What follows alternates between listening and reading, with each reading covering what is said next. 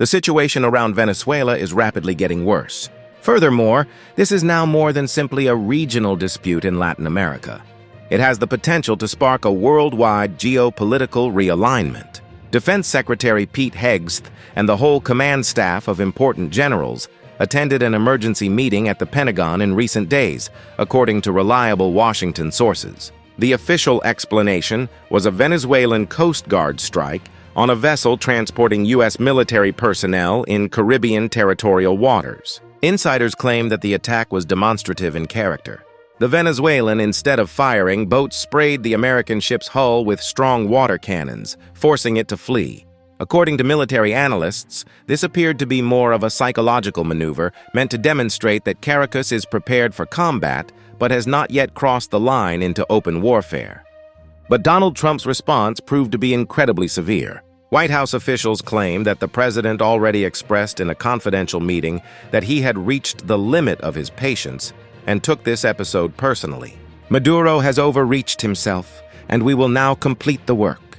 The Washington Post, citing defense officials, writes that in the coming days, a new plan of action against Nicolás Maduro's government will be approved, Trump said, according to an individual close to his inner circle. It involves the deployment of a sizable naval force off the Venezuelan coast, as well as the potential execution of blockade measures. American aircraft carrier strike groups have already departed Florida ports and are heading toward the Caribbean, according to the Financial Times.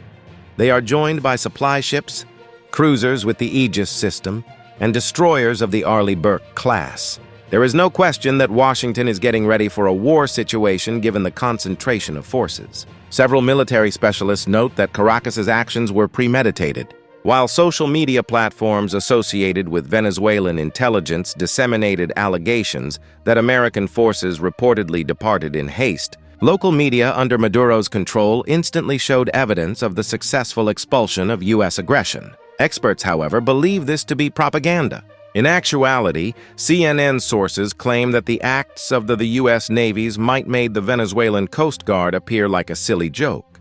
However, it was precisely this display of showmanship that infuriated Trump. According to Bloomberg, the issue is being addressed at the level of large oil companies as well as in military circles. Energy prices could rise as a result of any U.S. action in the oil market, where Venezuela is still one of the major participants. Washington is aware of this, and the Pentagon is reportedly thinking of a swift and focused action to reduce the financial impact, according to State Department sources. In the meanwhile, in Latin America, a diplomatic game is being played. The governments of Brazil and Colombia have already alerted the United States about the danger of regional instability in the event that military action is initiated, according to Reuters. Trump's closest circle, however, thinks that this is the best time. The economy of Venezuela is in severe distress. Internal strife and sanctions undermine its military.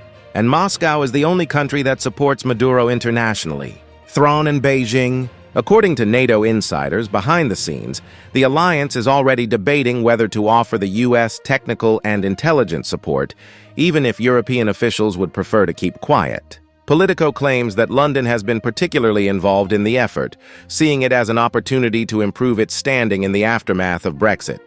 Particular attention should be paid to Moscow's response. The Russian Foreign Ministry has stated that any military intervention will have unpredicted repercussions, and Russian media are already referring to the events as a fresh U.S. attack against a sovereign state. But according to military analysts surveyed by the Wall Street Journal, Russia will only provide Venezuela with arms and intelligence because it lacks the means to intervene directly. The Maduro dictatorship is being portrayed inside the White House as a threat to Western Hemisphere democracy.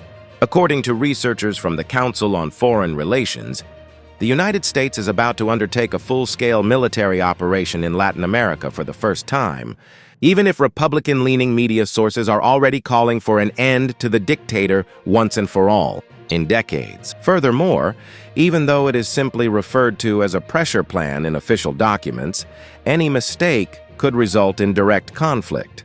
The image is therefore concerning. The Navy heading into Caracas, Trump's angry response, the provocative attack by the Venezuelan Coast Guard, the emergency Pentagon conference, and the quiet anxiety among friends. All of this suggests that the situation has reached a turning point, and the days ahead might be crucial for Venezuela as well as the Western Hemisphere as a whole. At the same time, Washington is closely examining potential military operation options. 3 options are already being considered by the Pentagon, according to NBC sources. A limited naval blockade of Venezuela's major oil ports would be the first step, preventing the country's oil and gas exports and depriving Maduro's government of its primary source of hard currency. Targeted attacks against military facilities, airfields, ammunition storage facilities, and communication hubs are part of the second scenario.